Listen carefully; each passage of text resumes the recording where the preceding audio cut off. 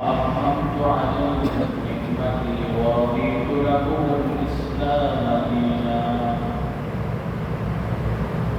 صدق الله المولى العظيم وصدق له رسوله النبي الكريم، ونحن على ذلك من الشاهدين والشاكرين، والحمد لله رب العالمين.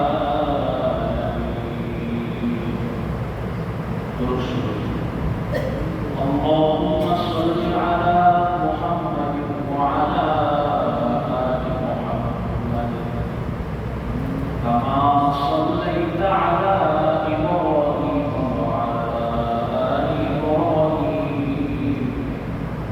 إنك حميد مجيد.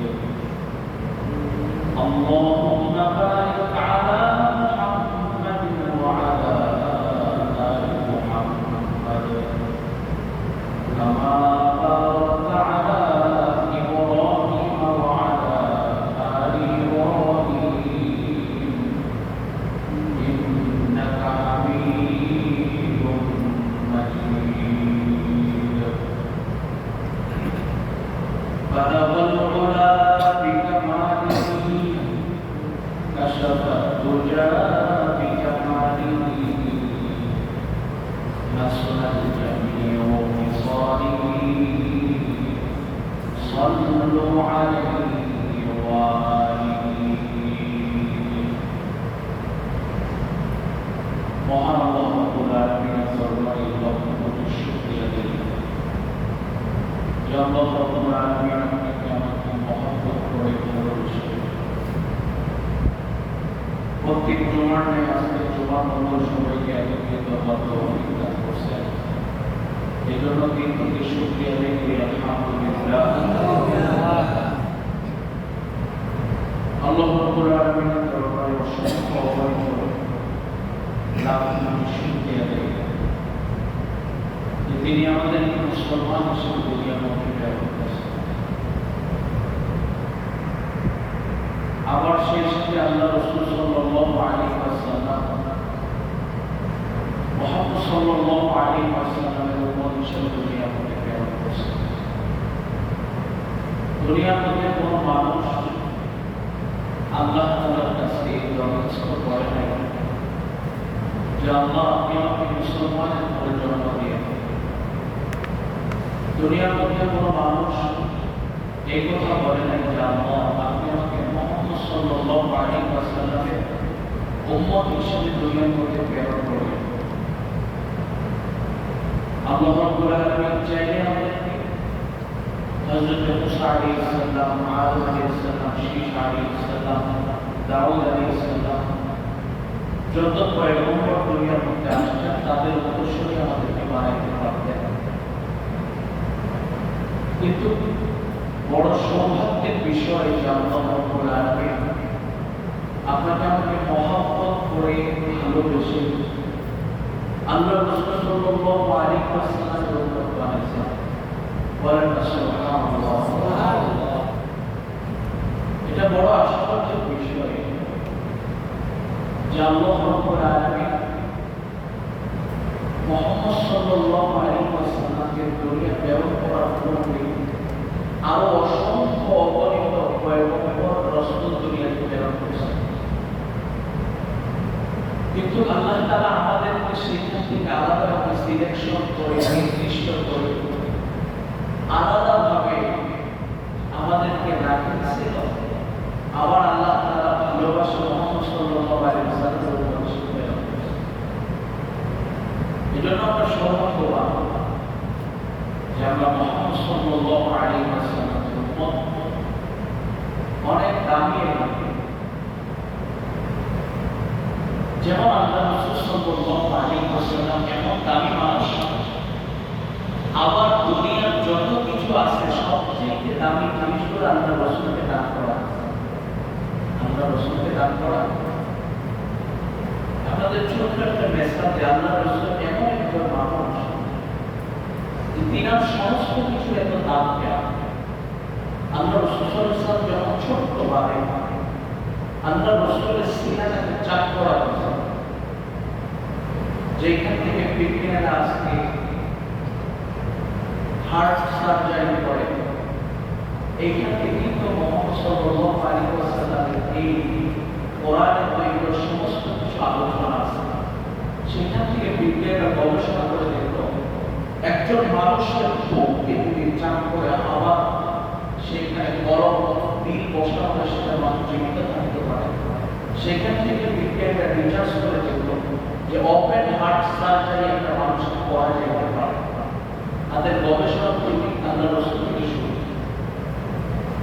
আল্লাহ রাসূল সাল্লাল্লাহু আলাইহি ওয়াসাল্লামকে যখন সিনা চাপ করা হলো, আল্লাহ রাসূলের কলমটাকে বের করা হয়েছে। জানেন কি আপনারা? আল্লাহ রাসূলের সিনাটাকে কলমটাকে বের করা হয়েছে। জিবরাইল আলাইহিস সালাম আল্লাহ তাআলাকে বললেন, এখন কলমটাকে আমি কি করি? বল, তুমি আরশে আজিমের মধ্যে নিয়ে আসো, এটাকে তুমি সমসম এবং হাউজে কাউসারের পানি দ্বারা পুরোটাকে ক্লিন করো, পরিষ্কার করো, যাতে সেই কলমের মধ্যে কোনো কিছু না থাকে, এমন ভাবে ক্লিন করো। আল্লাহ রাসূলের সেই সিনাতে চাপ করার পরে, সেই দিলকে পরিষ্কার পরিচ্ছন্ন করার পরে আল্লাহ রাসূল সাল্লাল্লাহু আলাইহি ওয়াসাল্লামের সেই কলমটা যখন আল্লাহ, এখন এই কলমের ভিতরে কি দান করতে পারে? এই কলমের ভিতরে কি দান করবে? এর ভিতরে কি ঢুকাও? আল্লাহ তাআলা বলেন, দুনিয়ার পূর্বে সামনে যত মানুষ আসবে, সমস্ত মানুষের ভালো গুণগুলো ওই বাচ্চাটার ভিতরে ঢুকাই দেবে। সুবহানাল্লাহ। ওই বাচ্চার ভিতরে ঢুকাই দেবে। আর কিছু ইন্টারন্যাশনাল যে নবীগুলো আছে, এই নবীদের বিশেষগুলো আপনি ওই বাচ্চার ভিতরে ঢুকাই দেবেন।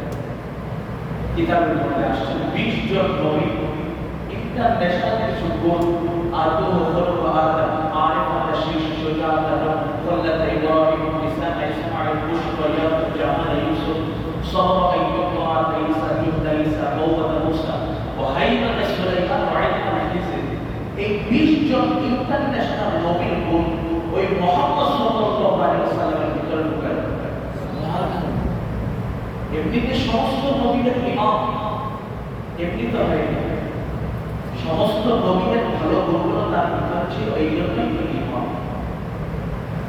সেই ইমামের কথাগুলো কত বেশি দাম হবে, সেই ইমামের মর্যাদা কত বেশি হবে, যার ভিতরে সোয়া লক্ষ নবীর গুণ আছে, তিনি হলেন মুহাম্মদ সাল্লাল্লাহু আলাইহি ওয়াসাল্লাম। আর তার উন্নত হইলাম আমরা কত দাবি করি, তবে দাম আমরা আমাদের দিতে পারতেছি না। বড় আশ্চর্যের বিষয় হয়ে আসলে কিছু মানুষ আছে হুট করে কিছু পাইকে দেয়, বেচাই পাইতে পেরেশান হয়ে যায়। অন্তর একজন মানুষ রাস্তায় ঘুমাইছে, হঠাৎ 10 লাখ টাকা একটা লাঠি পাইছে, বুঝলেন? রাস্তাঘাটে ঘুমায় মানুষ, হঠাৎ 10 লাখ টাকা লাঠি পাইছে, একদম পাগল হয়ে যাবে। এটা টাকাটা কি করবে? এত ঘুমো বন্ধ হয়ে যাবে। টাকাটা যদি বাসায় নিয়ে চোর বলতে পারে, কোথায় পেয়েছে কৈফিয়ত দিতে হতে পারে, রাস্তায় নিয়ে থাকলে তো টাকা বলতে পারে, ফেরেশতা কেউ করতে না, ঘুম তো এমনি খারাপ, ঘুমের পুরো অবস্থা খারাপ হয়ে যায়। অবশেষে হয়তো চালাক মানুষ না, হয়তো ব্যাগকে রাখবে, না হয়তো ফালাই দিবে, একটা মানুষ আমার দরকার, সব শান্তি আমার ধ্বংস হয়ে যাচ্ছে, ঠিক না? মানুষ যখন হঠাৎ ভালো কিছু পায়, আশ্চর্য হয়ে যায়, কি করবো, কোন ঠিকানা পায় না। আল্লাহ রাসূলের উম্মত তো আমরা হুট করে এত বেশি দাম এবং ইজ্জত পেয়ে গেছে, এমন করতেছি আল্লাহ তো মাফ করে দিবে, সময় আছে, পরে মৃত্যুর আগে দিয়ে ভালো হয়ে যাবে, আছে না অনেক মানুষ, আরে আরো বহু সময় আছে, ভালো হয়ে যাবে। অনেক মানুষ দেখবেন, আরে এখন সময় হয়েছে। আমি একজন চাচাকে জিজ্ঞাসা করলাম, ভাই কেমন আছে? খুব ভালো। মনটা আরো বেশি বলছে, এখন আজকে সুস্থ আছে। আচ্ছা, আমি বললাম তো দাড়িটা রাখবে না কেন? সময় আছে, বহু সময় আছে, এমন তো শুরু খালি বয়স, বহু সময় আছে। তো এমন দুনিয়ার মধ্যে অনেক মানুষ আছে, সময় তো আছে, কিন্তু একজন মানুষের হায়াত দিচ্ছে, এক সেকেন্ড যে জিন্দেগি থেকে পৃথক হয়ে যাচ্ছে, চলে যাচ্ছে, এই হায়াতের জিন্দেগি 1 সেকেন্ডের দাম কিয়ামত পর্যন্ত যতদিন আপনার হায়াত থাকবে, এই 1 সেকেন্ড পূর্বে যতদিন আপনি ফেরত পাবেন। এজন্য দুনিয়াতে রব যতদিন আমাদেরকে সময় দিচ্ছে, রবকে রাজি খুশি করে যাওয়ার মতো কিছু কাজ করে যাওয়ার দরকার আছে কিনা বলেন?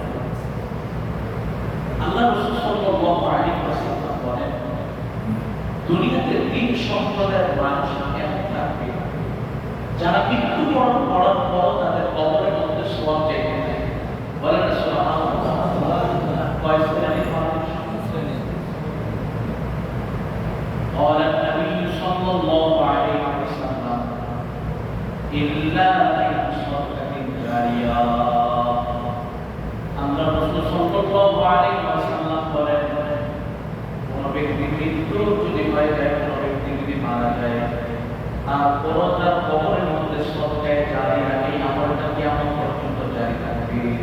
সদকায়ে জারিয়া, ইল্লা মিন সাদকাতিন জারিয়া, যারা সদকায়ে জারিয়া করে, আল্লাহর রাস্তায় কিছু দান করে, খয়রাত করে, আল্লাহর রাস্তায় দেয়।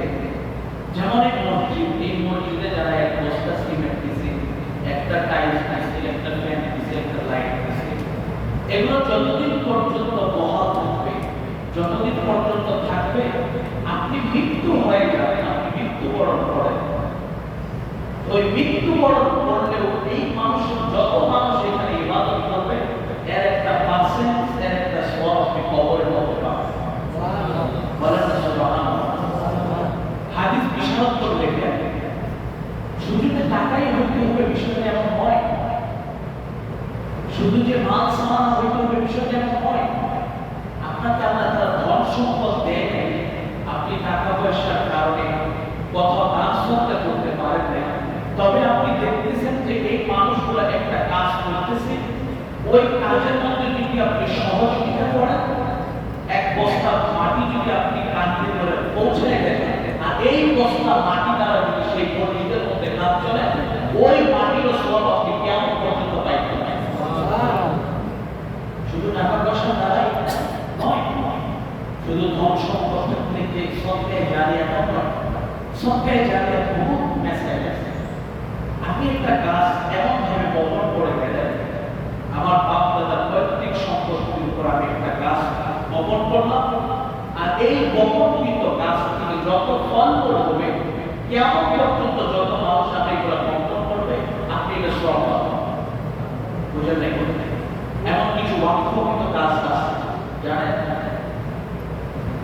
এমন কিছু ওয়াকফকৃত গাছ আছে যেগুলো থেকে মানুষ খাওয়ার অনুমতি আছে। এমন কিছু আল্লাহ তাআলা মানুষ, বিবেকবান মানুষ এগুলো ভালো কাজ করে। আপনি হাসপাতালে একটা হুইল চেয়ার দিয়েছেন, বুঝলেন না, যেটা দিয়ে রোগীকে সবসময় নিয়ে আসা যাওয়া করা। আপনি হাসপাতালে একটা অ্যাম্বুলেন্স গিফট করছেন, যেগুলো মানুষকে সেবা যত্নের কাজে নিয়োজিত। প্রত্যেকটা সদকাতুল জারিয়া এর পূর্ণাঙ্গ সওয়াব আপনি কবরে পাবেন। পরিপূর্ণ সওয়াব আপনি কোথায় পাবেন? আরেক মসজিদে যে টাকা পাওয়ার জন্য বক্স চালু করে, বক্স কিন্তু কিনে দেবে, সেও টাকা সওয়াব পাবে।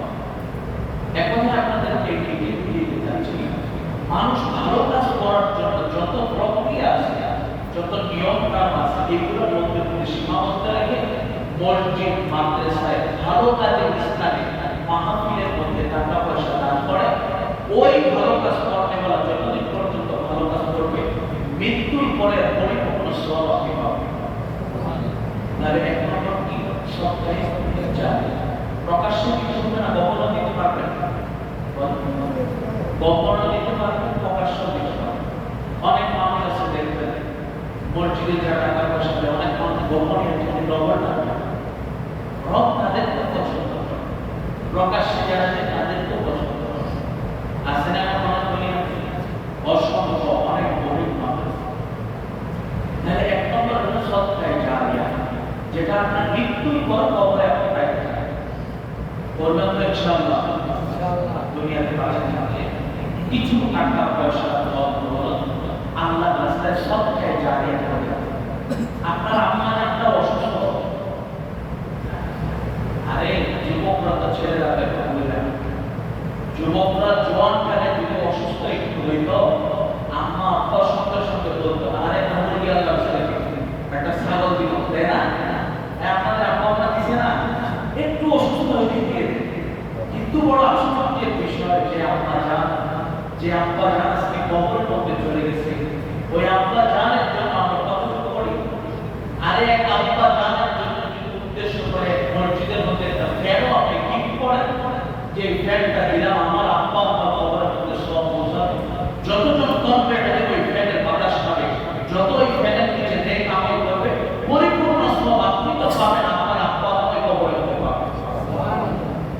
বুঝে নেই ইল্লা বিসাদকাতুন জারিয়া, আপনি সাদকায়ে জারিয়া কিছু করে যাবেন। قال النبي صلى الله عليه وسلم إلا من صدقة جارية নম্বর 2 হলো আওয়াইলুন ইয়ান্তাফাউ বিহা। নম্বর 2 হলো এমন ইলম শেখা যে ইলমের দ্বারা মানুষ উপকৃত হবে, এমন জ্ঞান অর্জন করা, এমন কিছু শিক্ষা অর্জন করা যে জ্ঞানের দ্বারা মানুষ উপকৃত হবে। চুরি করার কথা বলা হয়নি এখানে, রাহাজানি খুব খারাপের কথা বলা হয়নি এখানে, ভালো ইলম শিক্ষা করতে হবে। ভালো ইলম শুধুমাত্র মাদ্রাসায় পড়তে হবে, আপনার মধ্যে এইটাই সীমাবদ্ধ নয়, এটা কোনোদিন নয়। আপনি একজন ডক্টর, আপনি একজন ইঞ্জিনিয়ার, আপনি একজন প্রফেসর, আপনি যেই ভালো কাজ করবেন, আপনি ইলম শিখছেন, এটা মানুষের উপকারের জন্য ইলমটা শিখছেন, কিয়ামত পর্যন্ত ইলম শিক্ষা পাইবেন।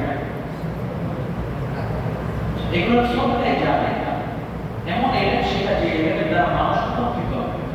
এই যে আমি আল্লাহ বলতেন, আমি যে আপনাদের সামনে কথাগুলো বলতেছি, এই কথাগুলো বলার পরে যদি আপনারা কেউ আমল করেন, আমি যদি দুনিয়া থেকে ইন্তেকাল করি, এই আমল আপনার থেকে যতজন মানুষ শুনবে, আপনি করতেছেন, আপনার কাছ থেকে যতজন মানুষ শুনবে, সবাই পরিপূর্ণ সওয়াব পাবে।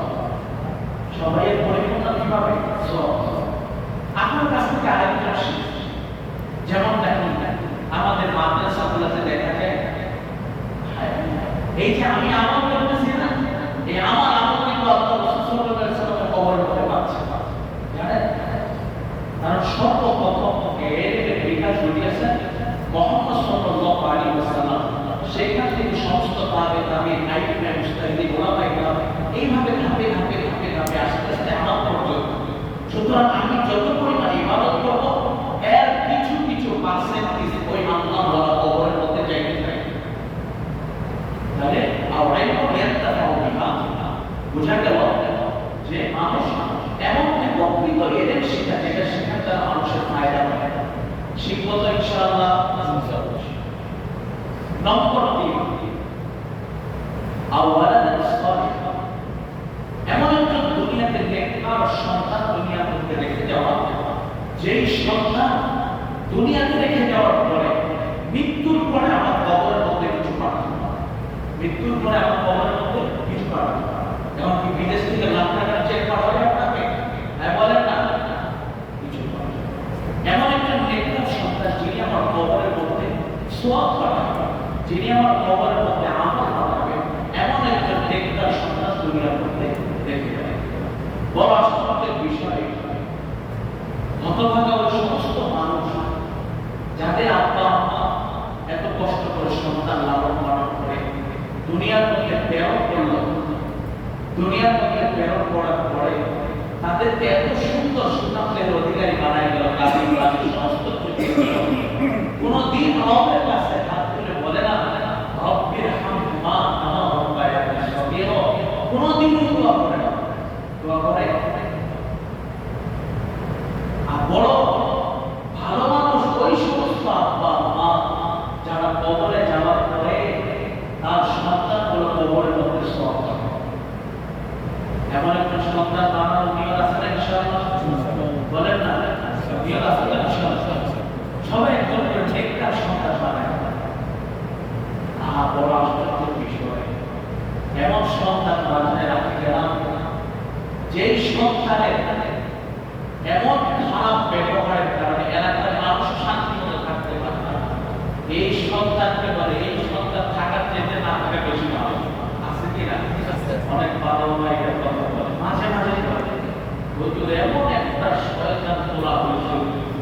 এর অশান্তিতে এলাকায় না থাকে, এটা সন্তান থাকার চাইতে না থাকে ভালো আছে। বহুত মানুষদের আছে এই আসলে কি মানুষের যখন দিনের বুঝ থাকে না, মানুষ যখন অসৎ মানুষের সাথে চলাফেরা করে, অসৎ সঙ্গীদের সাথে চলাফেরা করে, তখন তার দিনের মধ্যে একটা শয়তানি প্রভাব বিস্তার করে, যার কারণে সে এক পর্যায়ে শয়তানি করে। আর মানুষ যখন একজন মানুষ খারাপ মানুষ, আল্লাহ ওয়ালা মানুষের সাথে সম্পর্ক রাখে, দীর্ঘদিন পর্যন্ত সম্পর্ক রাখে, রব চাহে ওই খারাপ মানুষকে একদিন আল্লাহ ওয়ালা বুঝেন নাই করতে। এই জন্য আমাদের সন্তান আদিকে দিনদার বানাই, দিনদার বানাই কেন বলতে আরে এমন একজন সন্তান বানাইলে যিনি আপনার জানাজার মধ্যে আপনার জানাজার নামাজটা পড়াইতে পারেন। বলেন আছে কি? বলতেন হুজুর আপনারা হুজুরের জন্য এখন আমরা জানাজার পড়ালেখা করছি, এই জন্য বেশি আমি পাঠ দিচ্ছি। আরে না, আমরা তো জানাজার পড়ালেখা করছি, বুঝেন নাই? আমি এতটুকু আপনাদেরকে বুঝাইতে চাইছি, আপনি একটু মনে করতেছেন এত সুন্দর একটা পোলা রেখে গেলেন, যেই পোলা অশান্তির কারণে আপনার কবর অশান্তি। যেমন নাকি হযরত মুসা আলাইহিস সালাম একটা ছোট্ট আপনাদের টপিক শুনি। মুসা আলাইহিস সালাম এক রাস্তা দিয়ে যাচ্ছেন, দেখতেছেন কবরের মধ্যে ধরধর করে আগুন জ্বলছে। মুসা আলাইহিস সালাম কিছু বললেন না, পরে এটা ব্যাগ যখন হচ্ছে মাগরিবের সময় যখন ব্যাগ উঠে মুসা আলাইহিস সালাম আবার কবরের মধ্যে দেখলেন ফুল সজ্জাকে এশকের ঘ্রাণ তার ভরা। মুসা আলাইহিস সালাম বলেন তোমার সাথে কি মুআমালা মুসা বলো। মুসা আলাইহিস সালামকে বলতেছে মুসা কি শোনো, আমি দুনিয়ার মধ্যে এমন একজন সন্তান ডাকে আসছিলাম, আমি দুনিয়া থেকে যখন মৃত্যুবরণ করে আমার বিবির পেটে বাচ্চা আসছিল, আর আমার বিবিকে আমি বলছিলাম এই বাচ্চাটা দুনিয়ার মধ্যে জন্মগ্রহণ করবে, তখন তুমি তাকে দিন শিক্ষা দিবা। আমার মনে হয় ওই বাচ্চাকে দিন শিক্ষা দিয়েছেন, আর যেদিন বিসমিল্লাহির রহমানির রহিম বলছে ওই দিন আবার কবরের সমস্ত আযাব মাফ করে দিয়েছে। সুবহানাল্লাহ। তার মানে ফায়দা আছে কি না? বলেন। আমার এমন এক শ্রেণীর মানুষ আছে যারা কবরে অশান্তির মধ্যে নয়, বহু শান্তির মধ্যে ছিল, কিন্তু দুনিয়াতে এমন একজন উশৃঙ্খল কঠোর ছেলে রাখে গেছে, যার অশান্তিতে এলাকায় কোনো মানুষ শান্তিতে থাকতে পারে না। মানুষের সাথে জুলুম, মানুষের সাথে খুব খারাপি, মানুষের বিপদ শেখায়, এর কথা ওকে বলে, ওর কথা একে বলে, একজনটাকে আসমানে উঠে একজনটাকে জমিনে লাগে, মালা মালিক কথা আছে না, এর অশান্তির কারণে পিতামাতা কবরে যেও শান্তি পায়। বুঝেন নাই কথা? এর অশান্তির কারণে পিতামাতা কবরে যায় শান্তি পায়। এজন্য আপনাদের কাছে রিকোয়েস্ট, আপনাদের সন্তান আদি যদি যারা বড় হয়ে গেছে, আপনাদের দিন শিক্ষা করাইতে পারে, আপনাদের নাতি আছে নাতি পুত্রদেরকে দিন শিক্ষা করাতে, তাদেরকে দিনের আইনের পরিপূর্ণ দান করা, এর একটা শিক্ষা ফায়দা আছে। অন্য হুজুররা কি খাইবো, হুজুররা কি করবো, হুজুররা তো থাকার জায়গা ঠিক মতো নাই, হুজুররা তো চলাফেরা ঠিক মতো করতে পারে না। আলহামদুলিল্লাহ হুজুররা আপনাদের চাইতে ভালো চলে না? হ্যাঁ বলেন না?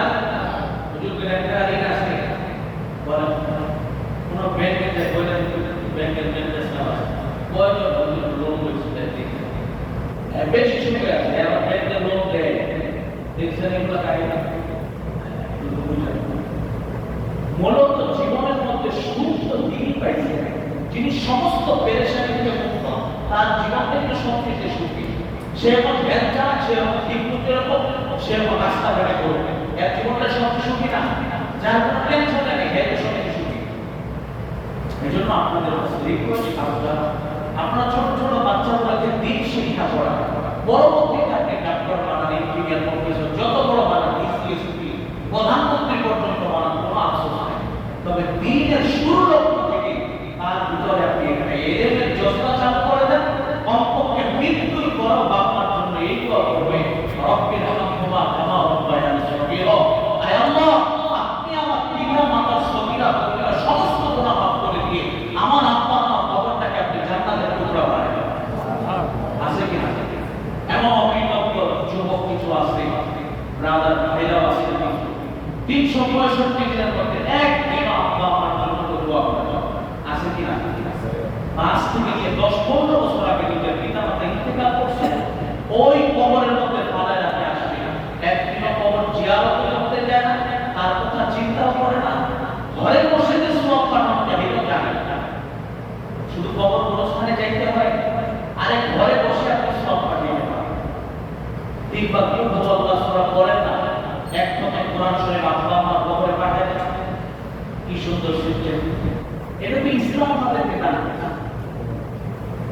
এই জন্য আমরা সবাই তো করবো তো ইনশাআল্লাহ।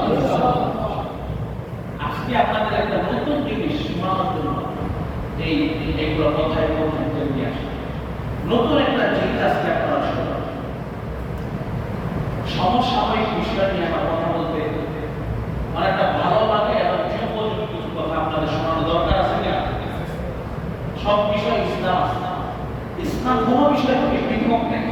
এ টু জেড আপনার লাইফের শুরু লক্ষ্য থেকে শেষ পর্যন্ত কিভাবে হায়াত জীবন চালাবেন, রাষ্ট্রীয় জীবন, পারিবারিক জীবন, সামাজিক জীবন কিভাবে চালাবেন, ইসলাম সমস্ত কিছু বলে দিয়েছে কিনা? ইসলামের রাজনীতি আছে কিনা বলেন তো? বলেন আছে কিনা? আপনাদেরকে আমি ইসলামিক যে রাজনীতি আছে এই জিনিসটা আজকে আমি বুঝাচ্ছি। কেন বুঝাচ্ছি এটা আপনারা সবাই বুঝতে পারছেন। ইসলামের রাজনীতি আছে। অনেকে বলে হুজুর আপনারা রাজনীতি নিয়ে কেন আলোচনা করবেন? এটা তো আপনাদের টপিক, এটা একটা বিষয় হলো আপনাদের। আপনারা থাকো মসজিদে মিলাদ করবেন, মানুষের দেখাবেন, আপনাদের কাজে তো ফালতু কথা জায়গা পান না, বুঝলেন না? ইসলাম যদি দুনিয়াতে কায়েম হয় কেউ তো কার্যকরী করার সময় পাবে না, বুঝলেন না? এই জন্য তো হুজুর মসজিদে মরিয়াতে রাখছে, মিলাদ কিয়ামে রাখছে, বুঝলেন না কথা? ইসলামের রাজনীতি আছে। যেমন আল্লাহ রাসূল সাল্লাল্লাহু আলাইহি ওয়াসাল্লাম সমস্ত সাহাবীদেরকে কি বললেন? আল্লাহ রাসূল সাল্লাল্লাহু আলাইহি ওয়াসাল্লাম বলেন, তোমার আল-ইয়াওমা আকমালতু লাকুম দীনাকুম ওয়া আতমামতু আলাইকুম নি'মাতি ওয়া রাদিতু লাকুমুল ইসলাম দীনান। সকল সাহাবীদেরকে ডাকে বলতেছেন, এই সমস্ত সাহাবায়ে-কেরাম তোমাদের উপর আমি পরিপূর্ণ দ্বীন ইসলাম পৌঁছাতে পারছি। সকল সাহাবায়ে-কেরাম একসাথে বলে লাব্বাইক ইয়া রাসূলুল্লাহ, আপনি দ্বীনের পরিপূর্ণ জিনিস আমাদের উপর আপনি পেশ করছেন এবং সমস্ত কিছু আমাদেরকে জানাচ্ছেন। আল্লাহ রাসূল মুস্কি হাসি দিয়ে শুকরান করলেন, আলহামদুলিল্লাহ। আল্লাহ রাসূল বলেন, আল্লাহ রাসূল সাল্লাল্লাহু আলাইহি ওয়াসাল্লাম, ইন্নাদ দীনা ইনদাল্লাহি ইসলাম, ইসলাম এমন একটা জিনিস যেটার মধ্যে কোন কাম করতে পারো সমস্ত কিছু, এর মধ্যে সমস্ত কিছু আছে। রাজনীতিও ইসলামের মধ্যে আছে। এই যে ভোট আছে এটাও রাজনীতির মধ্যে, এটাও ইসলামের মধ্যে কি আছে? এগুলো আছে না? বলেন না, শোনাইলে বুঝতে পারবেন আছে না? ইসলামিক রাজনীতিটা মানে না কারো মানুষ। ইসলামিক কি বলে? দুনিয়ার পাশ্চাত্য দিক থেকে বোঝা যায় এবং দুনিয়ার এটা পশ্চিমাদের সভ্যতা চলতেছে। বাংলাদেশে যে সমস্ত রাজনীতি চলে এটা পশ্চিমাদের রাজনীতি, যেটা 1975 সাল থেকে শুরু হয়েছে। এগুলো আপনারা জানেন না, অনেকে জানেন। এই রাজনীতিগুলো এটা পশ্চিমাদের কৃষ্টি কালচার তাদের লেভেলে চলতেছে। ইসলামিক রাজনীতি আছে যেটা আপনারা বুঝেন। ইসলামিক রাজনীতি চলে যেমন মানুষকে জানানো হয়েছে একজন প্রাপ্তবয়স্ক মানুষ 18 বছর হয়ে ভোট দিতে পারে। বুঝেন না কথা? বুঝছেন না কথা? এটা বর্তমান দেশের আইন না। একজন মানুষের প্রাপ্তবয়স্ক যখন হবে সে একজন মানুষকে ভোট দিতে পারবে কিনা? ইসলাম বলে পারবে। ইসলাম কি বলে? শোনেন আমার কথা, মনোযোগ দিয়ে শুনবেন।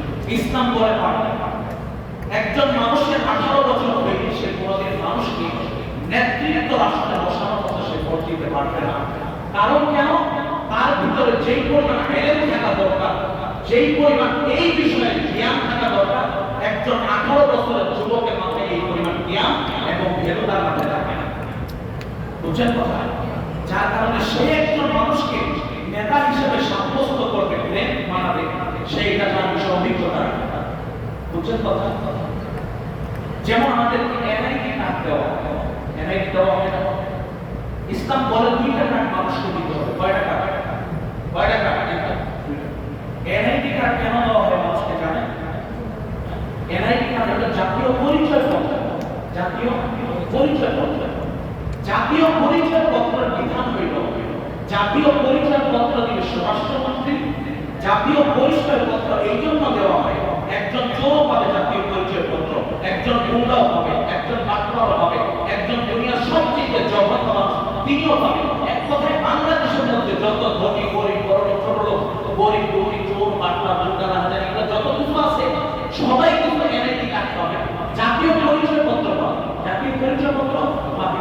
কিন্তু ভিআইপি অর্থাৎ যেটা ভোটার আইডি কার্ড, যেটা ভোট কমিশনার থেকে দেওয়া হয়, এটা কোনোদিন কোনো চোর পাবে না, কোনো ডাকাত পাবে না, কোনো ইহুদি খ্রিস্টান পাবে না, একজন ভালো নেতৃত্ববাদ দিয়ে আমার মানুষ শুধুমাত্র পাবে।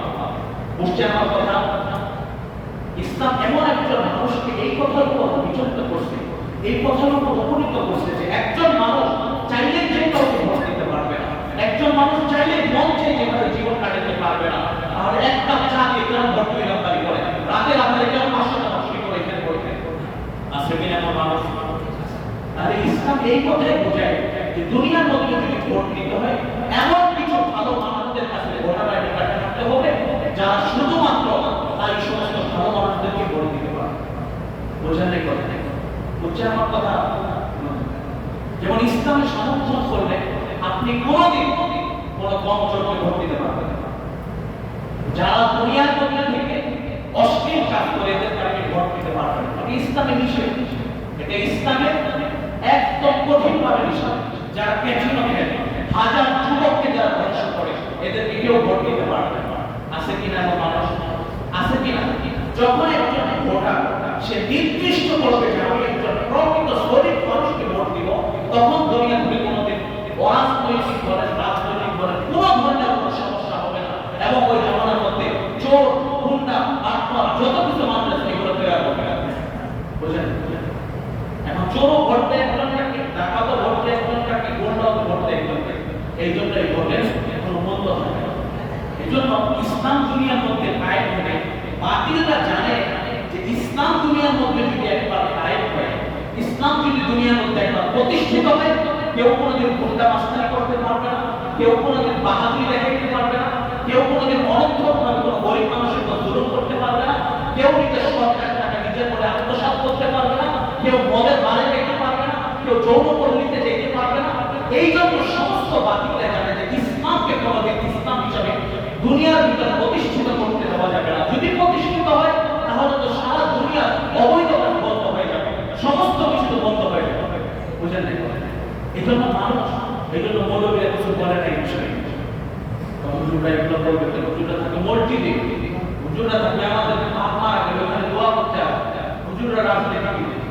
আরে মিয়া, হুজুররা যে রাজনীতি করছে, এই রাজনীতি যদি আপনি বুঝতেন, কিয়ামত পর্যন্ত কোনো মানুষ সাহেব হয়ে যাবে, কিয়ামত পর্যন্ত কোনো মানুষ গুনার কাজের মধ্যে লাগবে না। কেন? আপনাদের সামনে আছে না আফগানিস্তান, যেখানে বাতিলরা আফিম চাষ করে কোটি কোটি টাকা হারাম ভাবে উপার্জন করত, সেই জায়গার মধ্যে আফগানি মুজাহিদরা সেই জায়গার মধ্যে জাফরান চাষ করে হালাল ভাবে কোটি কোটি টাকা ইনকাম করতেছে। কিন্তু বাতিলদের মাথায় বাস করে। তো ইসলাম কায়েম হলে দুনিয়ার মধ্যে বাতিলদের শক্তিও কমে যাবে, আর বাতিলরা চাইও না যে ইসলাম কোনোদিন আসবে না। বুঝেন নাই কথা? এই জন্য ইসলামের মধ্যে রাজনীতি আছে কিনা? এই জন্য আপনাদের কাছে বড় করে আবেদন, আমি যেটা বুঝাইতে চাচ্ছিলাম যে ইসলামের রাজনীতি আছে। এই যে রাজনীতি যেগুলো কর্মকাণ্ড দেখতেছেন, এগুলো 1975 সাল থেকে এই পর্যন্ত চালু। এগুলো আগে ছিল, আগে রাজা বাদশাহের প্রজাদের নিয়ম ছিল, একজন মানুষকে যেভাবে সাপোর্ট করত যে এই মানুষটাকে আপনারা নেতা হিসেবে চান, সকল মানুষ যদি সমর্থন দিত তাকে রাজা বানানো হইত, সেখান থেকে প্রজা সিলেকশন করা হতো, এইভাবে ছিল। কিন্তু পশ্চিমাদের কৃষ্টি কালচার এই পর্যন্ত চলে আসতে চায়। আপনাদের বড় আশ্চর্য লাগে, মহিলাগুলো রাস্তার মধ্যে কেন বাইক হয়েছে কিনা? আপনাদের কাছে বড় করে আবেদন, আপনাদের জন্য বেবি বাচ্চা আছে, কাউকে কাউ ভোটের জন্য রাস্তার মধ্যে বের করবে না। আপনি কেমন কেন বের করবেন? বলেন না আপনারা আছে কিনা? কেন আপনি নিজের পরিবারকে মহব্বত করেন, সেটা খুঁজে আসে। এই যে এত মা বোনকে অশ্লীলতার শিকার বানালেন, এত যুবকের চোখের গুণা হইল না, এত যুবকের নিজের সমস্ত কিছু ক্ষয় হইল কিনা? এই জন্য আপনাদের কাছে বড় আবেদন, আপনারা মনে করেন না যে এটার নাম ইসলাম। এই যে গান বাজনা এগুলো সমস্ত কিছু এগুলো ইসলাম নয়। আপনাদেরকে এই জিনিসটা বুঝাচ্ছি, সমস্ত কিছু ইসলামের মধ্যে আছে, কিন্তু এই জিনিসটা ইসলাম নয়। বুঝছেন কথা আপনারা? এই জন্য আল্লাহ তাআলা আমাদের সবাইকে ইসলামের পরিপূর্ণ জ্ঞান, ইসলামের পরিপূর্ণ সমস্ত কিছু জেনে বুঝে আমল করার মতো তৌফিক দান করুন। আমিন। শেষে তো অনেক মানুষ আসবে, কিন্তু শুনবেন না। আমি 3টা জিনিস বলছি, আপনার মৃত্যু জীবনে সৎকায় জানিয়ে থাকে। কয়টা জিনিস? 3টা জিনিস। বিল্লাহি সৎকাতুন জারিয়া। এক নম্বর, আপনি যেটা আল্লাহর রাস্তায় দান করবেন মৃত্যুর পরে সেটা আপনি কবরে পাবেন। নম্বর দুই, এমন এলেম শিখেন যেটা এলেম শিখলে মৃত্যুর পরে আপনার ফায়দা হবে এবং ওই এলেমের দ্বারা মানুষরা উপকৃত হবে, এমন এলেম শিখবেন। নম্বর তিন, ওয়ালাদান সালিহা, নিজের সন্তানটাকে নেককার এবং দিনদার বানাবেন। কথা বুঝছেন আমার? আল্লাহ তাআলা আমাদের সবাইকে এই তিন শ্রেণীর সম্প্রদায় হিসাবে সবাইকে পালন করে আমাদের কবরে যাওয়ার তৌফিক দান করুন। ওমা তাওফীক ইল্লা বিল্লাহ, সুন্নাত